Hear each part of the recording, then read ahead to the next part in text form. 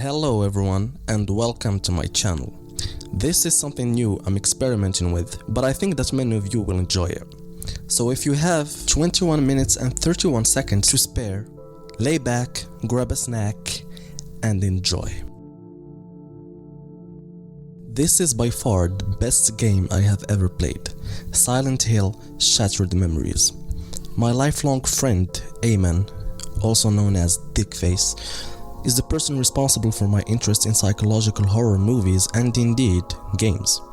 He is the one who recommended this game to me, as well as some amazing movies, so shout out to him. Silent Hill Shattered Memories is a survival psychological horror game developed by Climax Studios and published by Konami Digital Entertainment for the Wii in December 2009. It was ported to the PlayStation 2 and the PlayStation Portable platforms, and these versions were released in January 2010. In April 2014, it appeared on the PlayStation Network in Europe. The game is a reimagination of the first game and retains the premise: Harry Mason's quest to find his missing daughter in the fictional American town of Silent Hill, but is set in a different fictional universe, has a different plot and altered characters, alongside new ones. 5 endings are available. Gameplay takes place in 2 parts: a framing, first-person psychotherapy session, and an over-the-shoulder perspective of Harry's journey through Silent Hill, which is periodically interrupted by the occurrence of a shift to a more dangerous environment. Answers given to the psychological tests in the therapy session affect various gameplay elements in Harry's journey, as per the disclaimer that appears in the beginning, which I find quite chilling. This game plays you as much as you play it. I cannot stress this enough. If you have a dusty Wii laying around, or a PSP somewhere, or a PS2, please go ahead and try to play the game. It's also available in PSN, as we said earlier, so you can play it on the new PS consoles too. Go play the game, because what's next is the whole story. Literally, only spoilers ahead. The game starts with psychiatrist Michael Kaufman preparing for a new patient. He pours himself a drink and his receptionist tells him that his new patient has arrived early. Kaufman acknowledges that this is fine and tells her they can start. Meanwhile, Harry Mason has lost control of his car on the icy roads and crashes into a snowy embankment in a junkyard in the town of Silent Hill. Coming through from the crash, Harry realizes that his daughter Cheryl is missing, and he sets out to find her in the snowstorm. Searching through Silent Hill streets for Cheryl, Harry arrives at Diner 52, or the Good Old Days bar, where he meets Sybil Bennett, or the barmaid respectively. During a conversation with either of them, Harry suffers from amnesia, realizes that he lives in Silent Hill at 1206 11th Street with Cheryl. Harry then receives a phone call from home, though he cannot hear anything but static, and comes to the conclusion that Cheryl must be waiting for him there. On his way home, Harry receives another phone call and can hear Cheryl's and another's voice. To Harry, this indicates that Cheryl is with someone else and maybe... Cheryl? Daddy? Daddy? Sweetie, you're okay? Are you at home? Sweetie, wait there. Wait for me. You have to run, Daddy. You can't fight them. Run! What? Is somebody with you? Cheryl! I'm coming to get you! Damn it! Immediately after the call terminates, the streets become consumed by this ice world. Harry soon encounters creatures known as Rorschachs, who pursue him. Harry has no choice but to flee, and after a nightmarish chase, he successfully reaches his house on 11th Street. Another session with the psychiatrist begins, in which Kaufman discusses home and family life and asks the player to color in a picture titled Happy Family. Meanwhile, Harry meets a couple, Mike and Lucy Stewart, inside his house, whom he does not recognize. When Harry requests for Cheryl, the couple argue that she is not there, and when Harry claims that they are in his house, Lucy says that it's impossible as they have been living in it for 14 years. Mike then shuts the door on Harry and Sybil eventually arrives. Sybil acknowledges that, judging from his license bearing the address, things do not make sense, and she then takes Harry along with her in her police car to the police station to clear things up. However, during the ride to the police station, the snowstorm interrupts their drive and Sybil leaves Harry to find their location but does not return, leaving Harry to wander into the nearby forests. After exploring a haunted lodge, Sybil phones Harry to ask why he ran off, and Harry says that she abandoned him. Harry then decides to head back to Silent Hill and hangs up on her. Officer Bennett? Where did you get my number? Lost in the woods. You left me. I'm not under arrest. Can't I just get up and leave?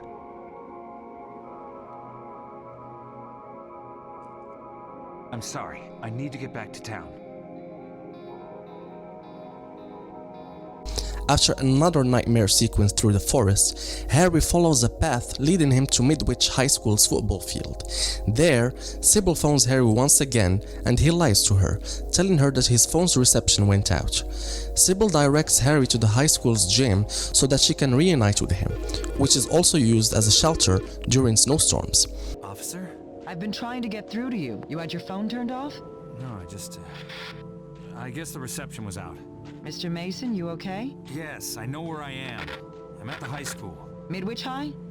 In weather like this, the gym is sometimes used as an emergency shelter. I want you to go there. Emergency shelter?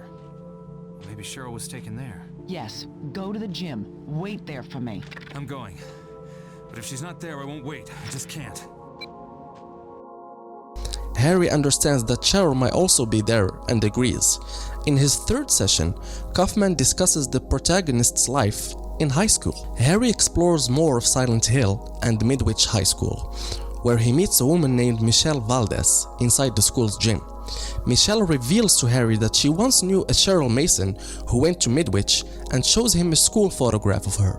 Although the teenage girl resembles Harry's daughter, this Cheryl is too old to be his little girl. Harry and Michelle enter the principal's office to find Charles' records, and in doing so, they discover that they are indeed the same person, and that Cheryl moved to Simon Street. During another nightmare sequence, Harry learns that Cheryl was bullied by her schoolmates. After the nightmare, he reunites with Michelle outside the school. Harry? I was about to head off. I thought I ought to wait a little longer. Thanks. You okay? Any luck with the phone? They didn't make any sense. I need to go there. The Simmons Street address? That's the other side of town. You got a car? I was planning on getting a ride with John. There's my boss's SUV. Yeah, I'm looking after it while she's on vacation. It's at the club where I work, not far from here. I could give you a lift. That would be great. Lead the way. Harry follows Michelle to the Balkan, a nightclub where she works. After leaving her downstairs while he searches her room for her car keys, Harry finds that a young woman identifying herself as Delilah. Okay, Mehdi from the future here. Whenever I say Delilah, I actually mean Dahlia. My mistake. Is sitting in Michelle's place upon his return. Delilah seems surprised at his confusion, though she is not interested enough to explain anything to him. She tells him that she came to pick up the SUV parked outside to take Harry to Simmons Street, where he would meet up with Cheryl at her current address. Upon reaching the bridge on their way through town, the ice war takes over, freezing Delilah and then the bridge itself, which collapses. The SUV plummets into the river below, trapping the two inside. As Harry struggles to escape, Delilah is motionless, still frozen. Depending on the player's action, Harry can either turn on the radio and escape, or drown.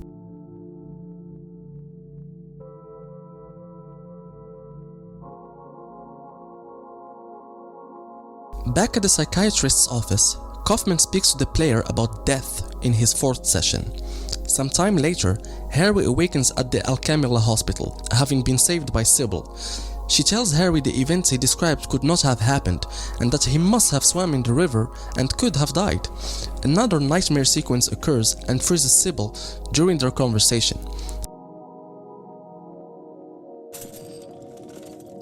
Dahlia. Who's Dahlia? A girl. The car went into the river. She drowned. Another crash? This is a different girl? You must have seen the bridge. We went right off the side. Harry, the bridge has been closed since the storm started. You swam. You could have died of hypothermia. My clothes. You were soaked to the skin. I grabbed what I could find here. We need to talk. When I was at the station, I pulled the file on Harry Mason. So... No! No! Once Harry escapes the nightmare, he runs into Lisa Garland, a nurse who works at the hospital.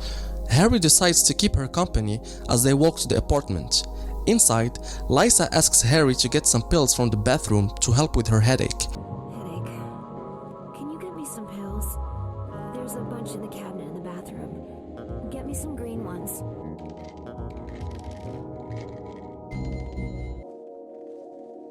Water? Once Lisa falls asleep, Harry leaves, but before he is able to enter Toluca Mall, Lisa phones him, pleading for his help. Oh, Harry, What's wrong? I don't feel well.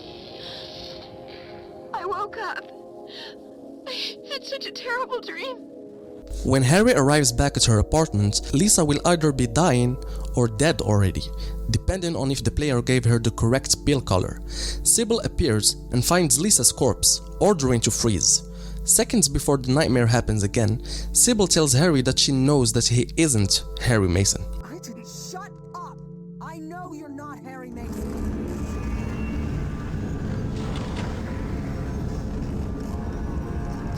After another nightmare sequence, Harry finds himself inside Toluca Mall. After a search of the mall, he arrives at the Simmons Street's address where he meets an older version of the Delilah he met before. Get my pills. Cheryl. Hello. You here for my daughter? Harry?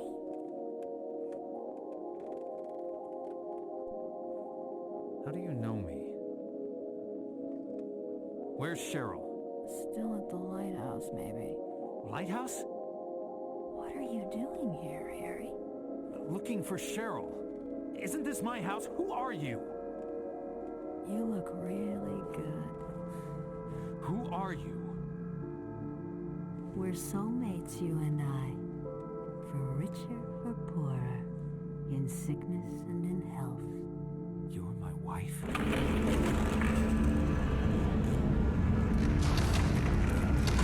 Delilah reveals two things to Harry. They are married and that Cheryl is at the lighthouse. The nightmare reappears, freezing her, and Harry soon finds himself in an icy labyrinth. Afterwards, Harry enters what appears to be Cheryl's bedroom and falls asleep on her bed.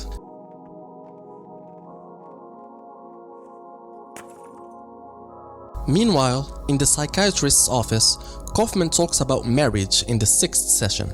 When Harry wakes up in Cheryl's room, Michelle is beside him and she offers him a car ride to the lighthouse. During the car ride, an argument takes place between Michelle and her boyfriend, John, which results in them both leaving the car. Harry finds himself in the sewers and later Annie's bar. Inside the bar, Michelle tells Harry that she broke up with John and that he can reach the lighthouse by crossing Toluca Lake using a boat which can be found at the moor located behind the amusement park. In the 7th session, Kaufman talks about sexuality. Harry passes through Lakeside Amusement Park and finds a boat at the moor. Inside, Harry finds the young Delilah again and asks her to take him to the lighthouse, to which she reluctantly agrees. Delilah seduces Harry and it is implied they had sex. Sometime after, Harry wakes up in the ice world, which freezes Delilah again. The lake's water has been transformed into ice and Harry sets course to the lighthouse by walking on the frozen lake. Rose sharks begin to pursue Harry, however, they suddenly freeze. The lake's icy surface transforms back into water,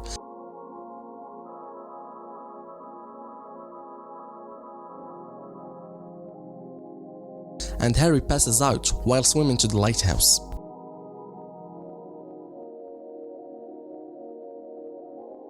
Sybil is on the lighthouse's shore and she saves Harry once again, although Harry snatches her gun, saying he will not let her stop him from finding Cheryl. Sybil says that she doesn't understand what is going on, and she looks up his file, which showed that Harry Mason died 18 years ago in a car crash. To stop you! I pulled your file at the station. I told you that, right? If you're telling the truth, this doesn't make sense. But I think you are telling the truth. I believe you think you're Harry Mason. Hell, I believe you are Harry Mason. But Harry Mason was killed in a car crash 18 years ago. You want answers? I guess they're waiting in there. That's the lighthouse. Nothing's quite what you expect, is it?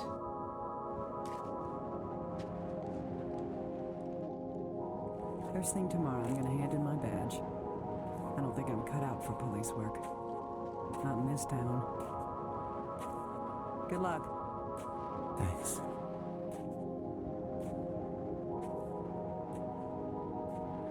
Sybil leaves Harry and he enters the lighthouse, which is actually Kaufman's clinic. It is revealed that Kaufman's patient and the game's protagonist is actually Cheryl Mason, now 25 years old.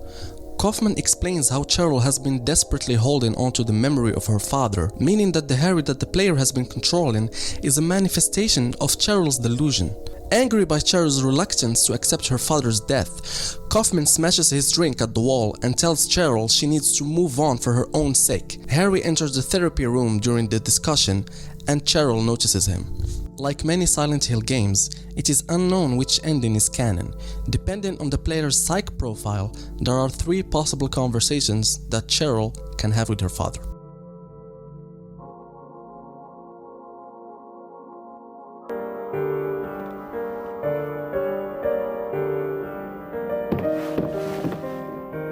You've been with me for so long.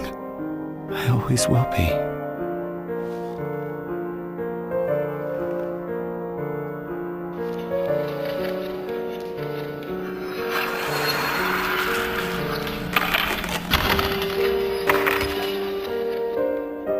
This ending is generally associated with the Love Lost ending, though other endings may be obtained alongside this. The song Acceptance plays as the credits roll, as Cheryl has accepted her father's death. If Cheryl does not accept his death or does not forgive Harry, the song Hell Frozen Rain will play instead.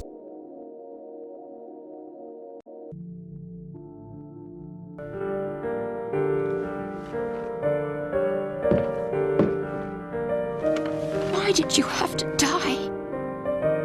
It wasn't my fault. Someone has to take the blame.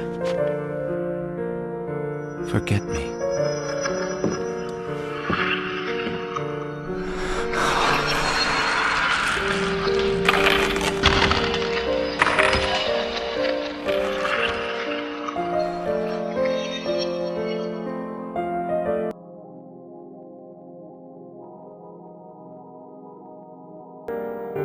Dad,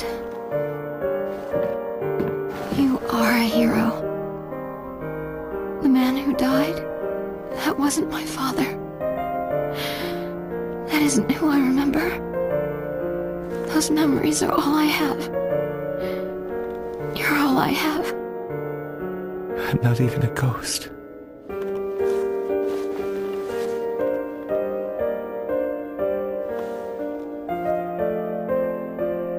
After Cheryl's conversation, there are 4 possible videotape scenes that can play, which vary depending on the player's psych profile. Love Lost.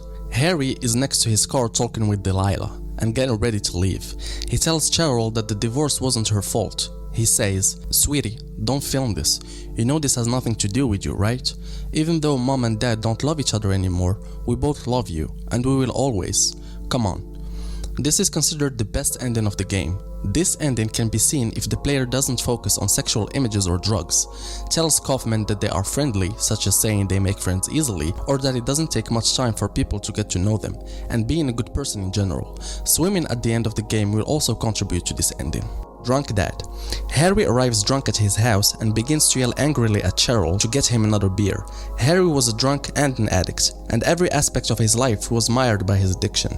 This ending indicates that when Harry was still alive, his alcoholism negatively impacted his family. This ending can be seen if the player focuses on alcohol and other recreational drugs such as cannabis pipes, cigarette dispensers and downers. Sleaze and Sirens. In the Orpheus boat, Harry is lying on a bed with Michelle and Lisa. They ask him if they can be in his next book and if it can be dedicated to them. Harry claims that he dedicates his books to his wife and daughter because it's only fair, to which all three burst out in roaring laughter. When Harry was still alive, he cheated on his wife. Harry was a serial adulterer and was sexually immoral. This ending can be seen if the player focuses on sexual images such as porn magazines and tells Kaufman that they enjoy role-playing during sex and have cheated on a partner. If the player acts like a pervert in general, then they are most likely to get this ending. Wicked and Weak. In Cheryl's parents' bedroom, Delilah violently slaps Harry several times. She betrays Harry for not having enough money, calls his novels shit and says no one ever reads them, and tells him that he is a pathetic, dickless waste of space. Harry notices Cheryl filming and looks down with a hint of sadness on his face. The ending can be seen if the player tells Kaufman that they are involved little in friendship, meaning they don't make friends easily, that it takes a while to get to know them, and related topics. It can also be achieved by acting rude to people, being distracted by trivial things, and being self-centered. This game's story is a masterpiece. To all people who played the game, I'm sure this refresher is reminiscent to the great experience of playing it. I replayed the game recently and thought I had to make such a video since I couldn't find one on YouTube. Anyways, that's the vid. Hope you all enjoyed it and are having a wonderful day. If you liked it, please express so by clicking the like button, and if you want more of this kind of videos, show your support by clicking the subscribe button. I'll appreciate it a lot. I hope you're all doing well, and to see you in the next video. Bye bye!